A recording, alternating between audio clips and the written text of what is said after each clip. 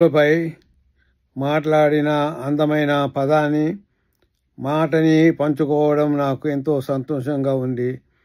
మీ అందరి చూసేవారికి ప్రభునామ శుభములు, స్నేహ వందనములు. లూకా సువార్త 23:34 వచనము. తండ్రి, వీరేమి చేయుచున్నారో వీరెరుగరు గనుక వీరిని క్షమించుమని చెప్పాను. 3 మేకులు పట్టుకొని వేలాడుతూ పలికిన మొదటి మాట. దానికి ముందు యెరూషలేము నగరంలో వీధులలో భారీ అయిన సిలువను మోస్తూ రక్తము కారుస్తూ ఆ గొలవట కొండల పైన వెక్కి ఆ సిలువ పైన పలికిన ఈ మాట. నొప్పితో లేదా కోపంతో ఉన్నప్పుడు చాలామంది ప్రజలు శపిస్తారు లేదా అరవడము, తిట్టడము చేస్తారు.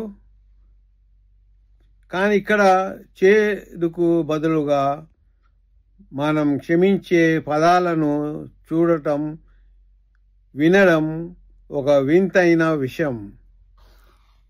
ఈ లోతైన ప్రకటన క్షమ మరియు దయ యొక్క లోతైన ఇతివృత్తాలను ప్రతిబింబిస్తుంది. ప్రియమైన మిత్రులారా, యేసు సిలువ వేసిన సమయంలో మేము మాటలను ప్రతిబింబిస్తున్నప్పుడు ఆయన చెప్పడం వినము. తండ్రి, వీరేమి చేయుచున్నారో వీరెరగరు గనుక వీరిని క్షమించుమని చెప్పాను. ఈ శక్తివంతమైన మాటలు చీకటి క్షణాలలో కూడా కరుణ మరి దయ యొక్క సందేశాన్ని ప్రకటిస్తాయి. నొప్పి మరియు బాధ యొక్క ఈ క్షణంలో అతనికి అన్యాయం చేసిన వారిపై న్యాయం లేదు. ప్రతీకంగా తీర్చుకోకుండా అతని ఎగతాళి చేసి సిలువకు వేలాడిన వారు యేసు క్షమాపణ వ్యక్తి చేయడానికి ఎంచుకుంటాడు. ఇది ప్రేమ యొక్క లోతైన స్వభావం గురించి మనకు బోధిస్తుంది. బాధ లేదా ద్రోహాన్ని ఎదుర్కొన్నప్పుడు మన హృదయాలను పరిశీలించమని ఇది సవాలు చేస్తుంది. ముఖ్య ఇతివృత్తాలు.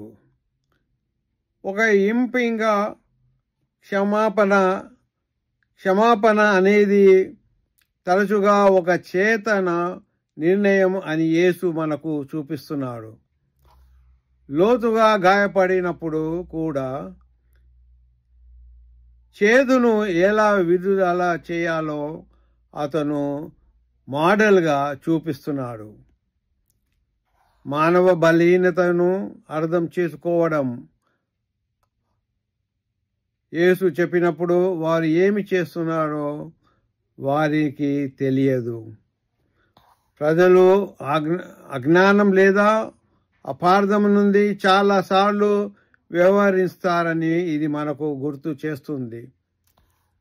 మనకు అన్యాయం చేసిన వారి పట్ల కోపాన్ని పట్టుకునే బదులు ఉద్దేశపూర్వకంగా లేదా అనుకోకుండా తాదాత్మ్యంతో స్పందించడానికి మనము పిలువబడ్డాము. క్షమాపణ ఒక శక్తి. క్షమాపణ పరివర్తన శక్తిని కలిగి ఉండదు. క్షమించబడటం కోసం మాత్రమే కాదు, మనము ఆగ్రహాన్ని విడిచిపెట్టినప్పుడు కూడా ఇది మన హృదయాలను భారము నుండి విముక్తి చేస్తుంది. క్రీస్తు ప్రేమను ప్రతిబింబిస్తుంది.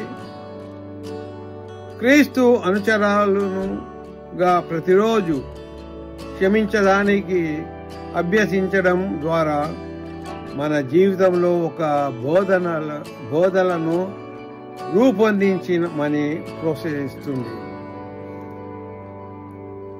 మా కుటుంబాలు, స్నేహితులు, సంఘాలు మరియు మన వైపు కూడా యేసు నుండి ఈ శక్తివంతమైన ప్రకటన ఈరోజు మనల్ని ప్రేరేపించడం వంటి చేదువై క్షమాపణ ఎంచుకోవడం మరియు ఆగ్రహంపై ప్రేమను ఎంచుకోవడం.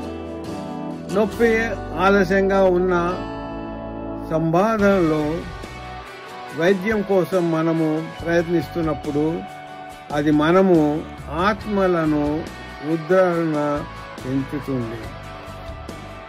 ఆయన త్యాగము మరి సిలువ నుండి ఈ లోతైన మాటలు మనం గుర్తించుకున్నప్పుడు ఈ పిలుపును మన జీవితాలలోనే చర్యలోని తీసుకొని వెళ్తుంది. మన రక్షకుడు పాద దర్శనాలను అనుసరించడానికి దేవుడు మనకు సహాయం చేయునుగాక. ఆమేన్. ఆశీర్వాదములు.